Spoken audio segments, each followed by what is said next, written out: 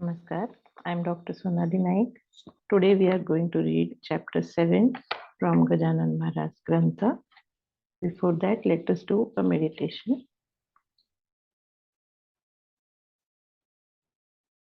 Sit quietly, close your eyes, take deep breaths, concentrate on your Agya Chakra. See that you are sitting on a beach. The atmosphere is very pleasant.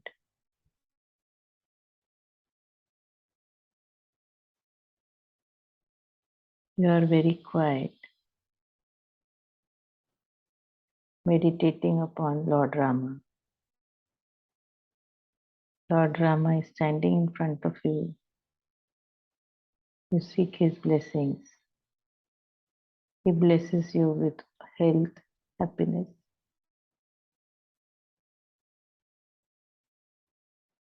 The protective cover of his blessings is with you all throughout your life.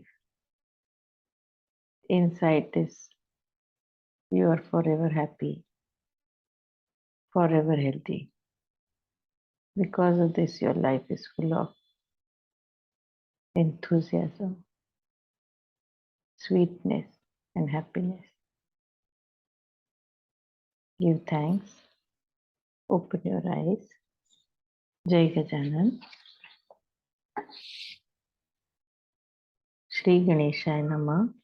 Glory to thee, O Rama, God of the color of clouds, consort of Sita, son of Dashrath, and safe haven of saints galore. With your blessings, O Rama, monkeys defeated Ravana in Lanka. Victory followed him.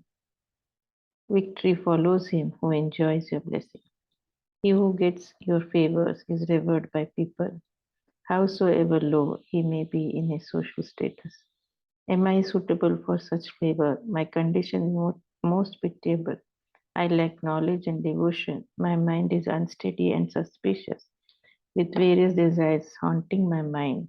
How can I expect you to be kind? Logically, it may sound all right, but the scripts point out that you have pardoned many a sinner.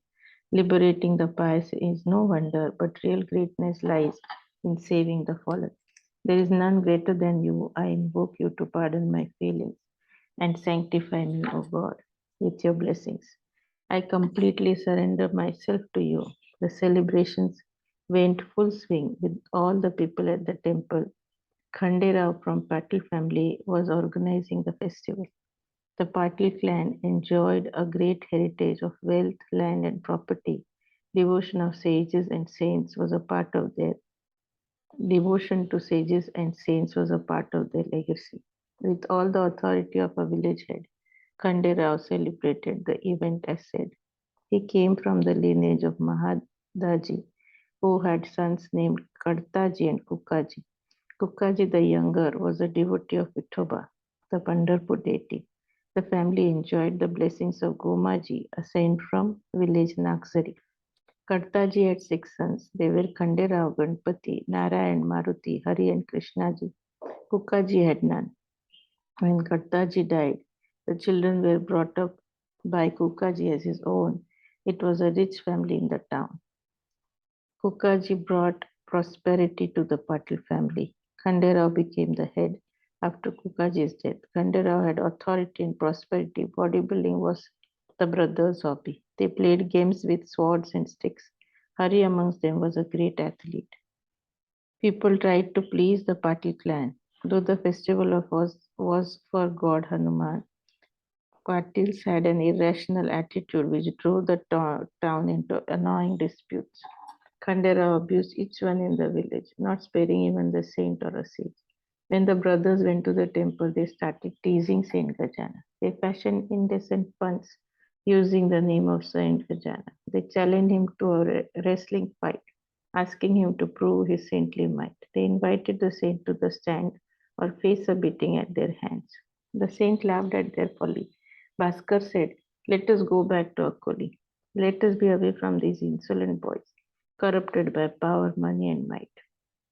The saint said, "Bhaskar, wait a bit. Patil brothers are all my devotees.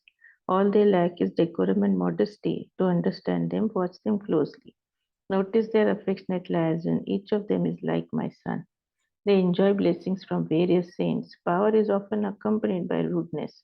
How can a tiger behave like a cow, or burning fire be as cold as snow? How can the edge of a sword be mellow? This attitude eventually go, like the turbidity of monsoon water, getting clearer with the approach of winter. One day Hari came to the temple ground and challenged the saint to a wrestling bout. Don't keep chanting your favorite hymn, Gana Gana Ganatha Bhute. Oh, what a rhyme! Since you are the heart of all respect, I want to test you in all aspects. If you defeat me in wrestling, you get a prize. The saint nodded to accept and sat quiet. He said, come on, you are very strong. Put me up from this position where I belong. Hari used his strength all the way, but couldn't move the saint an inch away. He tried all the tricks of wrestling until his tired body started perspiring. He soon realized that the saint had won, though his build looked like a thin and frail one. The saint was a great mountain of strength, undisturbed like a mighty mount elephant, undeterring, underrating the might of other creatures. Hari felt like a jackal there, or like a barking dog in front of a tiger. He had never bent down to a saint's feet, but now was the time to accept defeat in utter surrender to the sacred seer. The saint looked up and said with a smile, defeat me or get me the promised prize. Wrestling is the best of manly game. For Krishna in childhood played it with Balram. They killed Mushtik and Chanu, guards of Kansa, the wicked ruler. Good health is the best wealth. Second is land and then money, which all should have. Krishna, living on banks of Yamuna, made his playmates strong. That is the way you should do it in Shega. Make them study with great aplomb. This is the only prize I am seeking. Hari astutely said, it can only be with your blessings. This was the moment when he learned restraint and started behaving properly with the saint. His brothers teased him for his weakness and said, we are sons of Patil. Don't forget, we enjoy the best authority in this region. Why should we bow down to this naked person? He is crazy, gathering undeserved attention. We have to curb this dumb orientation. Let us now take immediate steps and stop this nonsense in public interest. It is our duty to caution the precincts, phonies dupe folks by posing as saints. Even gold has to stand the test of purity. The sugarcane incident proved Tukaram's veracity. Dhaneshwar made a mark making a buffalo sing. Gajanan has to prove himself by a similar testing. He has to attest his mettle in the popularity test. Why don't we test him to that effect? Thus saying, they came to the temple with a bundle of solid sugarcane. Hari Patil was quiet and stayed away, but others were boisterous all the way. They called the saint obscene names and said, if you want to taste sugarcane, you have to bear a beating by them. And with but no scars could be seen anywhere. We will acclaim you as a yogi if the thrashing shows no marks. If it does, then of course you are a quack. The saint smiled at the children's prattle. Maruti said, it seems he is baffled. Ganpati said, silence means half consent. They all started beating the reverend. Except Bhaskar, all devotees dispersed. He appealed them to stop the torture and spare the saint of benevolent nature. Your family enjoys a great reputation. Be kind to all who are under your protection. He may not be the saint as you believe, but spare him as an innocent man on the street. Brave hunters attack fierce tigers. They don't shoot innocent grasshoppers. King Ravan's Lanka was set afire by Hanuman. He never touched shanties of poor men. The boys advised Bhaskar to stay out of the fight. We are just testing his saintly might. People here call him a great saint. We are assessing his saintly traits. They continued thrashing him wild, like pods in the field, for the yield. The saint smiled unflappably. No scars were seen on his body. Looking at to that fact, the rowdy boys got afraid and bowed down to him, falling prostrate.